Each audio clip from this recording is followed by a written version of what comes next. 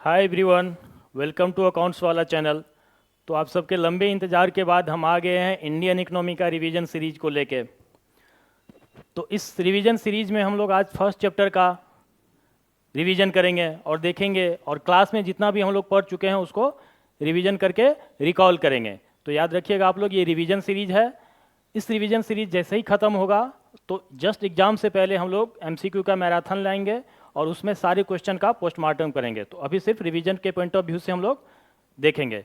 तो आज स्टार्ट करते हैं हम लोग पहले चैप्टर से, जिसका नाम है Indian economy on the eve of independence. तो हम लोग का Indian economy on the eve of independence आज हम लोग देख रहे हैं। तो पहला हम लोग का टॉपिक है Indian economy before British rule.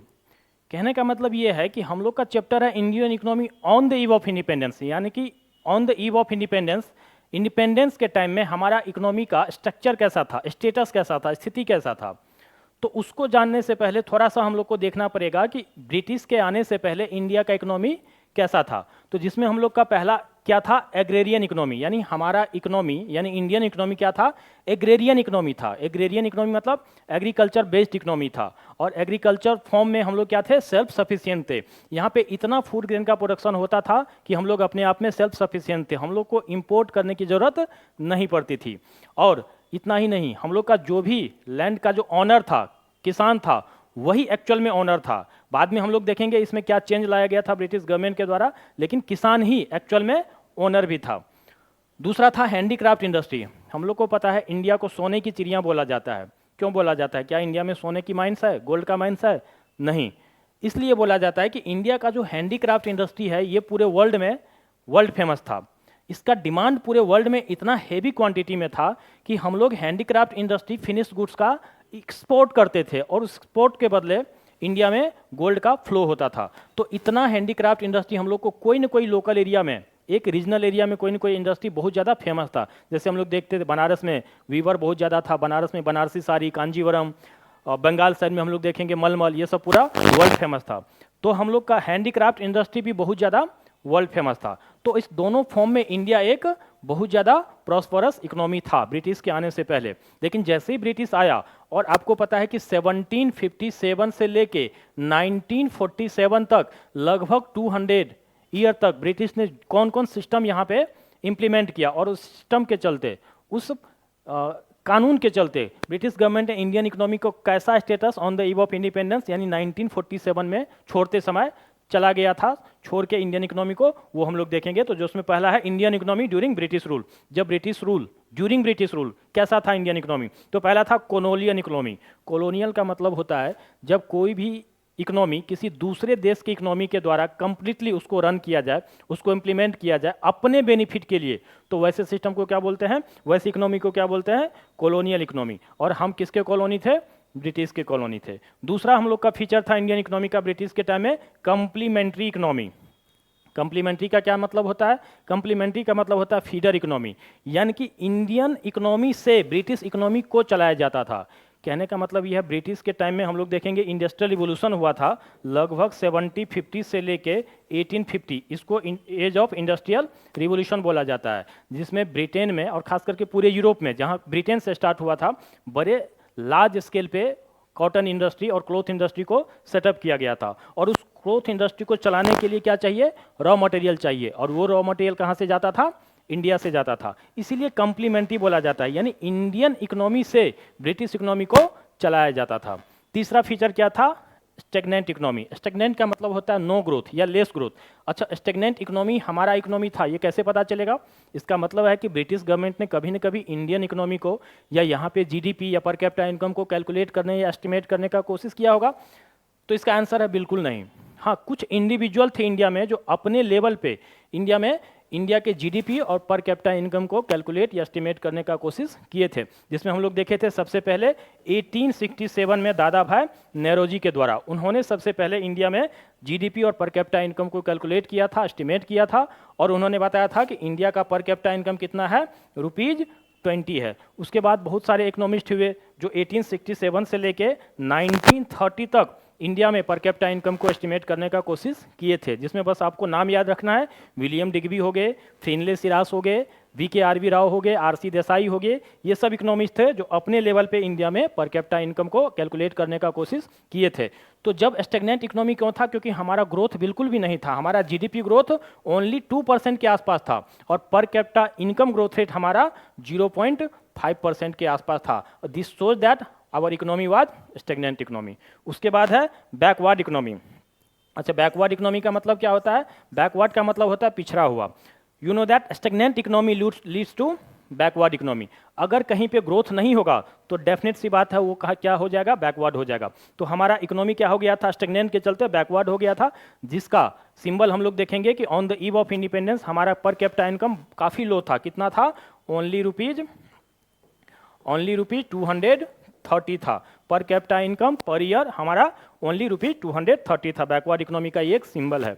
उसके बाद फीचर क्या था? Dominance of agriculture. हम लोग देखेंगे ड्यूरिंग ब्रिटिश रूल हमारा जो इकोनॉमी था वो एग्रीकल्चर बेस्ड इकोनॉमी था, यानी बहुत सारा मैक्सिमम पॉपुलेशन किस पे डिपेंड हो गया था? एग्रीकल्चर पे। हम लोग आगे देखेंगे जब हैंडीक्राफ्ट इंडस्ट्री को बर्बाद कर दिया जाएगा तो मैक्सिमम लोग एग्रीकल्चर में अपना जीवन यापन करने लगेगा, जिसके कारण एग्रीकल्चर पे बहुत ज़्यादा बर्डन हो जाएगा और एग्रीकल्चर से आउटपुट क्या था? बहुत कम था। और ये भी शो करता है, ये एक सिंबल है कि हमारा इकोनॉमी बैकवर्ड इकोनॉमी की तरफ चला गया था। और लास्ट में था डिपेंडेंट ऑन इंपोर्ट। हम लोग सुई से लेके जहाज तक सारा हम लोग किस पे डिपेंड हो गए थे? ब्रिटेन पे डिपेंड हो गए थे। इंडिया जो पहले सिर्फ और सिर्फ एक्सपोर्ट करता था हैंडीक्राफ्ट गुड्स का, import of nothing, only flow of gold होता था, जो इंडिया क्या हो गया था? Import of everything. हम लोग इंपोर्ट पे ही डिपेंड हो गए थे। अब हम लोग थोड़ा सा सेक्टर वाइज देखेंगे कि इंडियन इकोनॉमी का on the eve of independence sector wise क्या कंडीशन था, जिसमें पहला है एग्रीकल्चर का स्टेटस, यानी एग्रीकल्चर सेक्टर का स्टेटस क्या था? तो पहला है लो प्रोडक्शन एंड लो प्रोडक्टिविटी। हमारा एग्रीकल्चर प्रोडक्शन काफ़ी लो हो चुका था। इसका बहुत सारा कारण था एग्रीकल्चर प्रोडक्शन लो होने का। रीजन ये है कि बहुत ज़्यादा ब्रिटिश गवर्नमेंट ने एग्रीकल्चर पे फोकस नहीं किया, उसको सिर्फ रॉ मटेरियल से ज़रूरत था। तो ब्रिटिश गवर्नमेंट ने कुछ ऐसे प्रोडक्शन करवाना, या तो कंपलसरी करवाया या एक्सप्लॉयटेशन के थ्रू या फोर्सफुली कॉमर्शियल क्रॉप्स का प्रोडक्शन करवाया, वैसा क्रॉप जो रॉ मटेरियल के फॉर्म में ब्रिटिश के इंडस्ट्री में यूज होता था, जिसके कारण हमारा प्रोडक्शन और प्रोडक्टिविटी दोनों लो हो चुका था। उसके बाद है एक्सप्लॉयटेटिव लैंड सेटलमेंट सिस्टम। हम लोग देखेंगे ब्रिटिश गवर्नमेंट ने 3 लैंड सेटलमेंट सिस्टम को अडॉप्ट किया था। 3 लैंड सेटलमेंट कौन सिस्टम कौन? हम लोग पढ़े थे। पहला परमानेंट सेटलमेंट, इसी को बोलते हैं जमींदारी सिस्टम। इसमें क्या होता था कि जमींदारी सिस्टम में किसान का जमीन छीन के और जमीन का ओनर किसको बना दिया गया था? जमींदार को। ये परमानेंट सेटलमेंट सिस्टम 1793 में लाया गया था लॉर्ड कॉर्नवालिस के द्वारा। और ये परमानेंट सेटलमेंट सिस्टम सबसे ज़्यादा एक्सप्लॉयटेटिव सेटलमेंट सिस्टम था। इसमें जो टैक्स का, रेवेन्यू का जो रेट था वो रेट काफ़ी हाई था और हर एक किसान को प्रोडक्शन हो चाहे न हो, किसान को उसका रेवेन्यू को कलेक्ट करके जमा देना ही पड़ता था। किसको?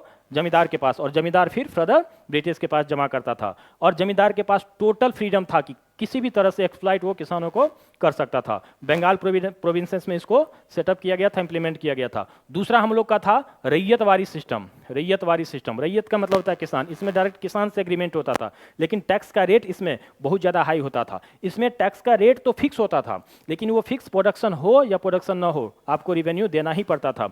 लेकिन रैयतवारी सिस्टम में टैक्स का रेट फिक्स नहीं होता था, लेकिन रेगुलर इंटरवल पे इसको टैक्स का रेट बहुत ज़्यादा हाई कर दिया जाता था। तो ये भी बहुत ज़्यादा कहीं ना कहीं एक्सप्लॉयटेटिव सेटलमेंट सिस्टम था।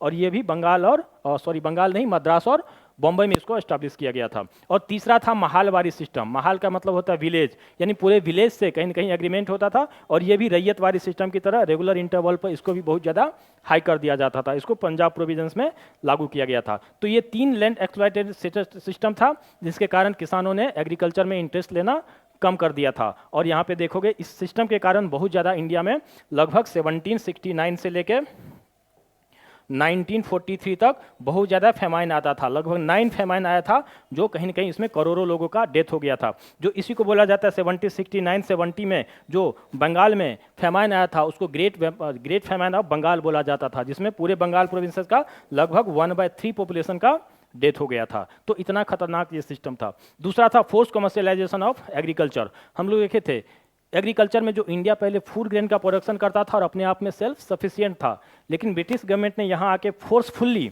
या तो ल्यूरिंग के थ्रू, ल्यूरिंग मतलब लालच के थ्रू, या फोर्सफुली यहाँ पे कमर्शियलाइजेशन कर दिया, यानी ऐसा क्रॉप्स का प्रोडक्शन करना स्टार्ट कर दिया जिसका यूज ब्रिटिश के इंडस्ट्रियल रिवोल्यूशन में बहुत ज़्यादा होता था, जैसे कॉटन हो गया, इंडिगो हो गया, टी, कॉफ़ी, जूट, इस सब का, रबर, इस सब का प्रोडक्शन फोर्सफुली करवाना स्टार्ट कर दिया, जिसके कारण फेमाइन का आना, यहाँ पे रेगुलर फेमाइन का आना एक इंटेंशन बन गया था। No investment in agriculture infrastructure, यानी ब्रिटिश गवर्नमेंट ने एग्रीकल्चर इंफ्रास्ट्रक्चर पे कोई भी ध्यान नहीं दिया, उन्होंने एग्रीकल्चर इंफ्रास्ट्रक्चर पे इन्वेस्ट करने का कोई भी यहाँ पे ध्यान नहीं दिया। सिंपल सी बात है, उसको सिर्फ टैक्स से और कमर्शियल क्रॉप्स की जरूरत था। एग्रीकल्चर बढ़े, एग्रीकल्चर में प्रोडक्शन बढ़े, प्रोडक्टिविटी बढ़े, फार्मर्स का स्थिति सुधरे, उससे उसको कोई भी मतलब नहीं था। Small and fragmented land holding, अभी भी हम लोग देखते हैं, जब खास करके बिहार में या पूरे इंडिया में खेत होता है और खेत जब भाई भाई में बढ़ता है तो उसका साइज क्या हो जाता है, बहुत ज़्यादा छोटा हो जाता था। तो on the eve of independence में हमारा जो खेत का साइज था वो बहुत ज़्यादा छोटा था और फ्रेगमेंटेड था। फ्रेगमेंट मतलब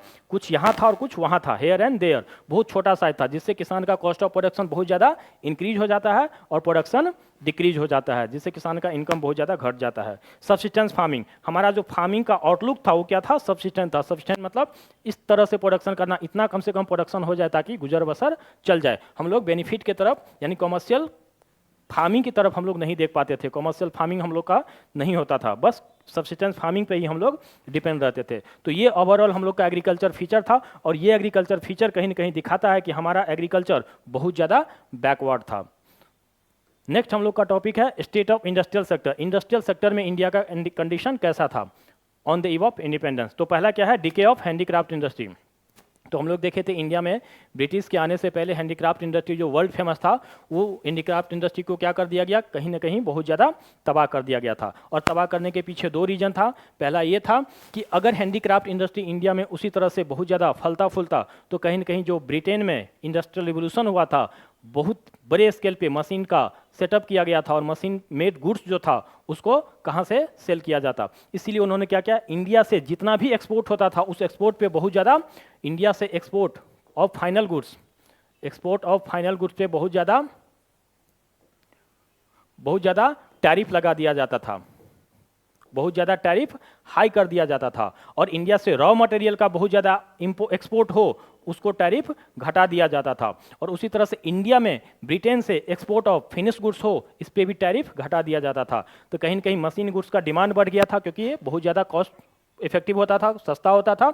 और इस तरह से इंडिया में हैंडीक्राफ्ट इंडस्ट्री का धीरे धीरे डिके हो गया। दूसरा, लो ग्रोथ ऑफ मॉडर्न इंडस्ट्री। एक तरफ तो हैंडीक्राफ्ट इंडस्ट्री को खत्म हो गया जिसके कारण इंडिया में बहुत ज़्यादा अनएम्प्लॉयमेंट भी क्रिएट हो गया, लेकिन दूसरी तरफ मॉडर्न इंडस्ट्री को सेटअप इंडिया में नहीं किया गया। उसका रीजन था कि मॉडर्न इंडस्ट्री अगर इंडिया में सेटअप हो जाता तो ब्रिटेन में जो इतने लार्ज स्केल पे इंडस्ट्रियल रिवोल्यूशन में इंडस्ट्री को सेटअप किया गया था, फिर वहाँ से बनाया गया गुड्स का क्या होता। इसलिए इंडिया में मॉडर्न इंडस्ट्री को कभी भी सेटअप नहीं किया गया था। बस इंडिया में कुछ इंडिविजुअल थे जो अपने लेवल पे इंडिया में मॉडर्न इंडस्ट्री को सेटअप किए थे, जिसमें हम लोग देखे थे सबसे पहला 1854 में कॉटन इंडस्ट्री बॉम्बे में, फिर 1849 में जूट इंडस्ट्री बंगाल में, फिर हम लोग देखे थे 1870 में iron and steel industry Bengal में, फिर हम लोग देखे थे 1904 में सीमेंट इंडस्ट्री चेन्नई में, और 1907 में Tata iron and steel company TISCO का टाटा में एस्टैब्लिशमेंट किया गया था। ये मॉडर्न इंडस्ट्री जो इंडियन थे जो अपने लेवल पे सेटअप करने का कोशिश किए थे, बट ब्रिटिश ने यहाँ पे कभी भी मॉडर्न इंडस्ट्री को सेटअप करने का कभी कोशिश नहीं किए थे। तो ये हमारा इंडस्ट्रियल सेक्टर का स्टेटस था। उसके बाद हम लोग का फॉरेन ट्रेड कंडीशन, यानी इंडिया में फॉरेन ट्रेड का क्या कंडीशन था। तो हम लोग को पता है एंशिएंट समय से इंडिया में फॉरेन ट्रेड बहुत ज़्यादा होता था, जिसके कारण इंडिया को सोने की चिड़िया बोला जाता था। क्यों? क्योंकि हम लोग एक्सपोर्ट करते थे और एक्सपोर्ट के बदले फ्लो ऑफ गोल्ड होता था। तो इंडिया को क्या हो गया, एक्सपोर्टर ऑफ रॉ मटेरियल। लेकिन ब्रिटिश के आने के बाद क्या कर दिया, इंडिया को एक्सपोर्टर तो बना दिया गया, बट किसका, ओनली रॉ मटेरियल का, और इंपोर्टर ऑफ फिनिश गुड्स। जबकि इसके पहले ब्रिटिश के पहले इंडिया में इसका जस्ट अपोजिट होता था, exporter of finish goods and importer of nothing but flow of gold होता था। तो ये कंडीशन इंडिया में हो गया था। दूसरा हमारा लोग का है monopoly of India's foreign trade. अब इंडिया का जो भी फॉरेन ट्रेड है उस पर कंप्लीटली मोनोपोली, एकदम एकाधिकार किसका था, ब्रिटिश गवर्नमेंट का था, कि कितना क्वांटिटी में एक्सपोर्ट होना था, कितना एक्सपोर्ट होगा रॉ मटेरियल का, कितना इंपोर्ट होगा फिनिश गुड्स का, उस पर क्या टैरिफ लगेगा, ये सब सारा डिसीजन कौन लेता था, ब्रिटिश गवर्नमेंट लेता था। और ब्रिटिश गवर्नमेंट जो भी डिसीजन लेगा वो अपने बेनिफिट के लिए लेगा। तो ये हम लोग का फॉरेन ट्रेड का कंडीशन था। More trade but no benefit. हम लोग को पता है इंडिया में ट्रेड बढ़ गया था कब? 1869 से। कब? क्यों? क्योंकि 1869 में सुएज कैनाल का ओपनिंग हो गया और सुएज कैनाल ओपन होने के बाद इंडिया और ब्रिटेन के बीच में जो डिस्टेंस है, डिस्टेंस लगभग 8000 किलोमीटर क्या हो गया? 8000 किलोमीटर डिस्टेंस रिड्यूस हो गया, जिसके कारण ट्रेड तो बहुत तेजी से बढ़ा, बट उसका बेनिफिट सिर्फ और सिर्फ ब्रिटेन को होने लगा था। यानी एक्सपोर्ट और इंपोर्ट दोनों बढ़ा, बट एक्सपोर्ट सिर्फ रॉ मटेरियल का और इंपोर्ट फिनिश गुड्स का। तो इसके लिए बेनिफिट किसको होने लगा? इंडिया को होने लगा। तो ये हमारा फॉरेन ट्रेड का कंडीशन था। उसके बाद है state of demographic condition. Demographic का मतलब होता है हमारे यहाँ जितना भी पॉपुलेशन था उस पॉपुलेशन का कंडीशन कैसा था, चाहे हेल्थ में हो चाहे एजुकेशन में हो। तो पहला क्या था? High birth rate and death rate. इसका मतलब है कि डेथ रेट भी बहुत ज़्यादा हाई था और बर्थ रेट भी बहुत ज़्यादा हाई था, यानी कि मेडिकल फैसिलिटी नहीं के बराबर था। अगर on the eve of independence के बारे में हम लोग बात करें तो हमारे यहाँ बर्थ रेट कितना था? लगभग 48 था पर 1000, यानी 1000 लोगों पे 48 लोगों का क्या होता? बच्चों का जन्म होता था। और डेथ रेट हमारा कितना था? तो 40 था, यानी 40 पर 1000। ये 4000 पर 1000 में इसको काउंट किया जाता है, यानी कि 1000 पॉपुलेशन पे एक साल में 40 लोगों का डेथ हो जाता था। ये दोनों हाई था और ये दिखा रहा है कि हमारा डेमोग्राफिक कंडीशन काफ़ी खराब था, मेडिकल कंडीशन काफ़ी खराब था। दूसरा था हाई आईएमआर। आईएमआर मतलब इन्फेंट मोर्टलिटी रेट, यानी 1000 बच्चा अगर जन्म लेता है तो एक साल के अंदर कितना बच्चा का डेथ हो जाता है, इसी को बोलते हैं आईएमआर। और आईएमआर कितना था? हाई था, लगभग 25% के आसपास था। मतलब लगभग 4 बच्चा में से एक बच्चा का एक साल तक जाते जाते डेथ हो जाता था। अगर इंडिया में 4 बच्चा पैदा हुआ तो एक बच्चा का डेथ हो जाता था एक साल से पहले। तो हमारा आईएमआर कितना था? 218 था पर 1000, यानी 1000 बच्चा पे आईएमआर कितना हो जाता था? 218। ये भी बहुत ज़्यादा हाई था। अभी लगभग हम लोग के पास 30 के नीचे भी है, 30 के नीचे है अभी हम लोग का आईएमआर, यानी उस समय में आईएमआर भी काफ़ी हाई था, जो शो करता है कि मेडिकल कंडीशन काफ़ी खराब रहा होगा, गरीबी पॉवर्टी बहुत ज़्यादा रहा होगा। तीसरा है लो लाइफ एक्सपेक्टेंसी। लाइफ एक्सपेक्टेंसी मतलब एक आदमी, एक पर्सन एवरेज कितने सालों तक जीता है, ये क्या था? काफ़ी लो था। और ये लो दिखाता है कि कंडीशन काफ़ी बुरा रहा होगा। तो कितना था ये लाइफ एक्सपेक्टेंसी? ओनली 32 ईयर्स था, यानी average on the eve of independence हमारे एक आदमी कितने सालों तक जीता था? ओनली 32 सालों तक जीता था। तो सोच लीजिए ऐसा कंडीशन था। उसके बाद लो लिटरेसी रेट, यानी लिटरेसी रेट मतलब साक्षरता रेट। साक्षरता रेट कितना था? काफ़ी लो था। कितना था? ओनली 16% था। और ये दिखा रहा है कि हमारा एजुकेशन सिस्टम भी कितना, एजुकेशन कंडीशन भी कितना ज़्यादा खराब था। और इसमें भी अगर फीमेल लिटरेसी रेट का बात करें तो ओनली 7% के आसपास था। It shows that our economy was very backward and very stagnant. उसके बाद डेमोग्राफिक ट्रांजिशन हुआ था कब? 1921 में। आप लोग याद रखिएगा कि मैंने बताया था इंडिया में जो ऑफिशियल सेंसस हुआ था, वो सेंसस कब हुआ था? 1881 में हुआ था। और इसी साल ये डिसीजन लिया गया था कि हर एक साल हम लोग क्या करेंगे? हर एक 10 साल पे सेंसस करवाएंगे। तो 1881 में हमारा फर्स्ट ऑफिशियल सेंसस हुआ था और 1921 तक हमारा जितना भी सेंसस हुआ था उस 10 साल के सेंसस में हमारा पॉपुलेशन फ्लक्चुएट करता था, यानी किसी 10 साल में पॉपुलेशन बहुत ज़्यादा बढ़ जाता था और किसी 10 साल में पॉपुलेशन बहुत ज़्यादा घट जाता था। क्यों? क्योंकि मेडिकल फैसिलिटी नहीं के बराबर था। तो 1921 एक ऐसा ईयर था जिस ईयर के बाद हमारा पॉपुलेशन कभी फ्लक्चुएट नहीं किया है, हमेशा इंक्रीज करते गया है। इसलिए हम लोग 1921 को एक ग्रेट डिवाइड बोलते हैं, यानी इससे पहले हमारा जितना भी सेंसस हुआ है उस सेंसस में 10 साल में किसी 10 साल में घट जाता था, किसी 10 साल में बढ़ जाता था। लेकिन 1921 के बाद हम लोग कंटिन्यूस बढ़ते चले गए और आज तो हम लोग चाइना को भी पीछे छोड़ चुके हैं। तो इसीलिए 1921 को क्या बोला जाता है? Demographic transition. ये एक ट्रांजिशन का ईयर था और इसीलिए इसको ग्रेट डिवाइड भी बोला जाता था। इससे पहले पॉपुलेशन फ्लक्चुएट होता था, यानी इसका मतलब है कि 1921 के बाद धीरे धीरे मेडिकल फैसिलिटी में कुछ ना कुछ इंप्रूव हुआ होगा, जिसके कारण हमारा पॉपुलेशन बढ़ते चला गया। इस चीज़ को आप याद रखिएगा। उसके बाद है ऑक्यूपेशनल स्ट्रक्चर। सिंपल सी बात है, ऑक्यूपेशनल स्ट्रक्चर में हम लोग को ये याद रखना है कि कितना पॉपुलेशन किस सेक्टर में इंगेज था, किस सेक्टर में जॉब कर रहा था। तो जिसमें प्राइमरी, सेकेंडरी और टर्सरी सेक्टर में हम लोग देखेंगे तो प्राइमरी सेक्टर में 70 to 75% वर्किंग पॉपुलेशन का इंगेज कहाँ था? प्राइमरी सेक्टर में। और आउटपुट कितना था? ओनली 50%।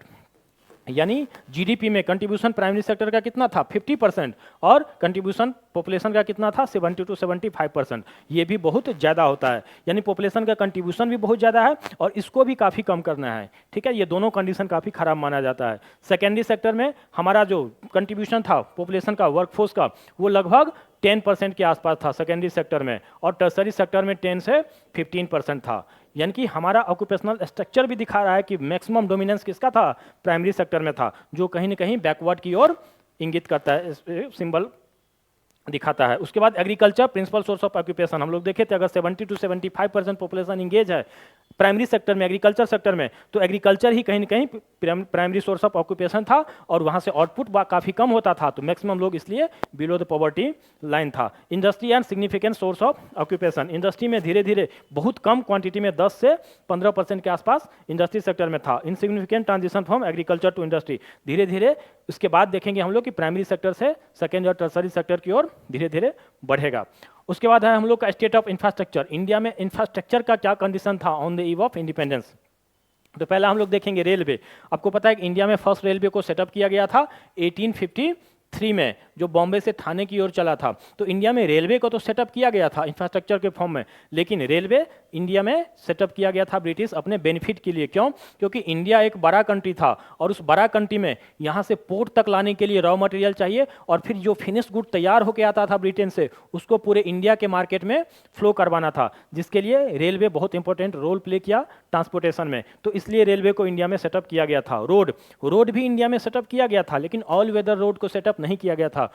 उसी रोड को सेटअप किया गया था ताकि पोर्ट और मार्केट तक ज़्यादा से ज़्यादा फिनिश गुड्स को जो ब्रिटेन से बन के आता था उसको फ्लो करवाया जा सके। तो ये भी था, लेकिन वो सिर्फ ऑल वेदर रोड नहीं था। उसके बाद पोर्ट को इसलिए सेटअप किया गया था कि मैक्सिमम ट्रेड कहाँ से होता था, इस पोर्ट से होता था। तो पोर्ट को सेटअप करना या पोर्ट को डेवलपमेंट करना बहुत ज़्यादा इंपॉर्टेंट था, क्योंकि ब्रिटिश को इसी से ज़्यादा बेनिफिट होता था और ज़्यादा ट्रेड इसी से होता था। तो पोर्ट का भी उन्होंने इसलिए सेटअप किया था या डेवलपमेंट किया था। उसके बाद पोस्ट एंड टेलीग्राफ, पोस्ट और टेलीग्राफ को मेनली इसलिए सेटअप किया गया था ताकि इंडिया में बहुत इफिशियंट तरीके से अपने एडमिनिस्ट्रेशन को चलाना था, ताकि इंडिया में कहीं पे भी अगर रिवोल्ट हो तो ज़्यादा जल्दी से जल्दी हम लोग कम्युनिकेशन को फास्ट कर सके, इसीलिए उन्होंने पोस्ट और टेलीग्राफ को सेटअप किया था। तो इंडिया में इंफ्रास्ट्रक्चर तो डेवलपमेंट हुआ था, लेकिन ब्रिटिश अपने बेनिफिट के लिए इसको किया था।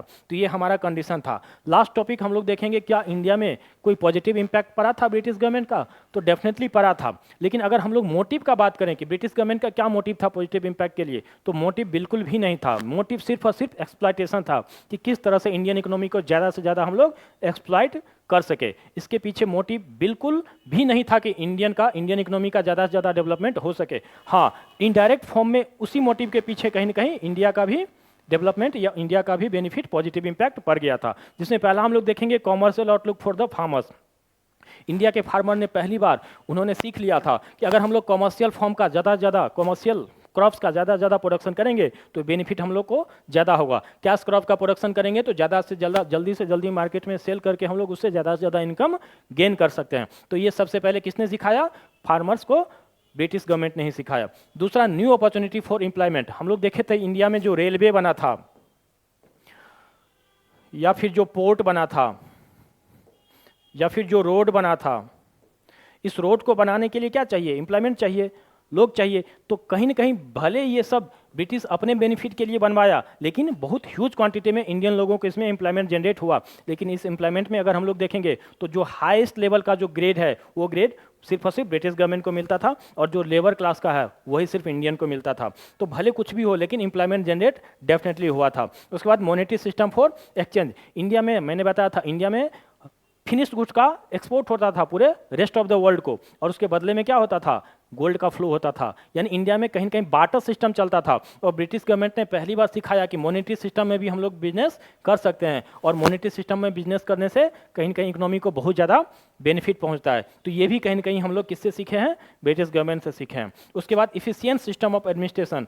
कुछ लोग मिलके इंडिया पे करोड़ों लोगों तक लगभग 200 सालों तक रूल किया, ये कोई छोटी बात नहीं है। ये कहीं ना कहीं दिखाता है कि ब्रिटिश गवर्नमेंट का एडमिनिस्ट्रेटिव सिस्टम काफ़ी इफिशिएंट था। आज हम लोग जो भी देखते हैं, चाहे पुलिस सिस्टम हो, जो हमारा जो सिविल सिस्टम है, IPS IAS IPS हो, वो सब सारा किसका देन है?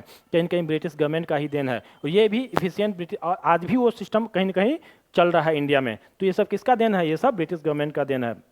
और लास्ट हम लोग देखेंगे पॉजिटिव इम्पैक्ट ऑफ रेलवे।